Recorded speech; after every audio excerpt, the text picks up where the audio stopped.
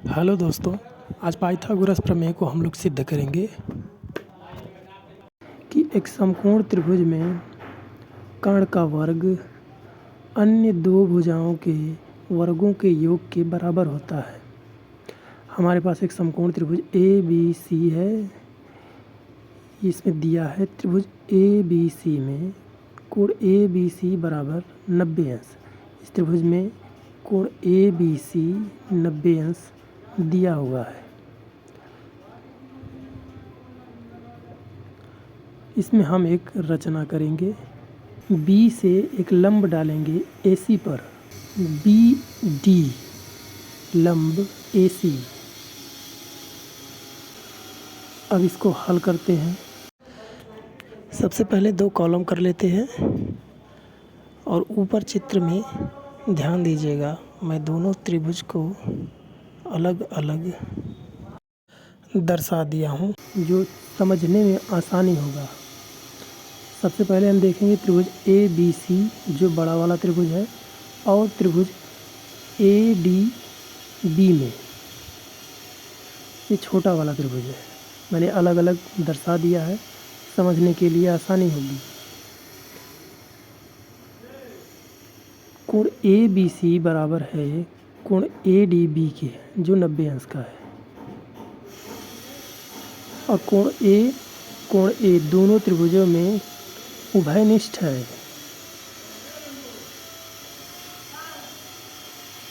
जब दो त्रिभुजों में दो कोण आपस में बराबर होते हैं तो वो त्रिभुज आपस में समरूप त्रिभुज होते हैं।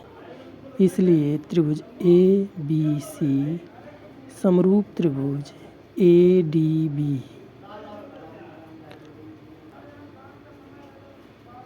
अतः दो समरूप त्रिभुजों के संगत भुजाओं का अनुपात आपस में बराबर होता है। अब ध्यान दीजिएगा, छोटे वाले त्रिभुज और बड़े वाले त्रिभुज संगत भुजाओं को हम लेंगे अनुपात के रूप में। AD बटा AB।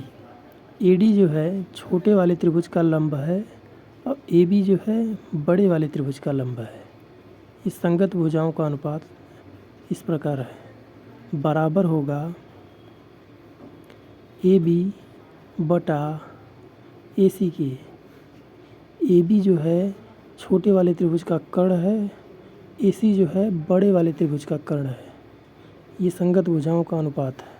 अब इनको हम हल करेंगे तिर्यक गुणा करके। AD गुणा AC तिर्यक गुणा इस प्रकार बराबर AB और AB, ये हो जाएगा AB स्क्वायर। इस प्रकार हमको समीकरण 1 प्राप्त होता है। इसी प्रकार अब हम दूसरे वाले त्रिभुज को बड़े वाले त्रिभुज से भी कंपेयर करेंगे। त्रिभुज BDC और त्रिभुज ABC में चित्र में ध्यान दीजिएगा सभी। कोण BDC बराबर होगा कोण ABC के जो 90 अंश। कोण C बराबर कोण C के, दोनों में उभयनिष्ठ है, उभयनिष्ठ। अब ये दोनों त्रिभुज में आप आपस में समरूप हैं त्रिभुज, इसलिए त्रिभुज BDC समरूप त्रिभुज ABC। अतः तो समरूप त्रिभुज की संगत भुजाओं का अनुपात आपस में बराबर होता है DC बटा BC।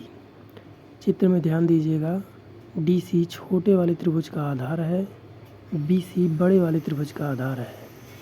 ये बराबर होगा BC बटा AC के। BC छोटे वाले त्रिभुज का कर्ण है और AC बड़े वाले त्रिभुज का कर्ण है। अब इनको हम तिर्यक गुणा करेंगे।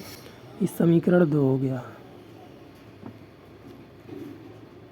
अब समीकरण 1 व समीकरण 2 को आपस में जोड़ने पर, दोनों समीकरण को आपस में जोड़ने पर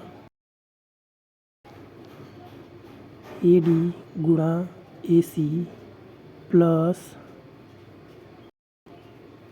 AC गुणा डी सी बराबर A B square plus B C square. A C, अब इस पूरे हिस्से में ए सी कॉमन है, दोनों तरफ ए सी है तो ए सी को कॉमन ले लेंगे। ए सी गुणा ब्रैकेट में बचेगा A D plus D C, bracket बंद, बराबर हो जाएगा A B square plus B C square. अब चित्र में ध्यान दीजिएगा, ए सी गुणा A D plus D C, ऊपर चित्र में ध्यान दीजिए A D plus D C ये पूरा ए सी के बराबर है। ऊपर चित्र में पूरा एकदम स्पष्ट दिख रहा है, इसलिए अब इनकी जगह पर हम ए सी को लिखेंगे।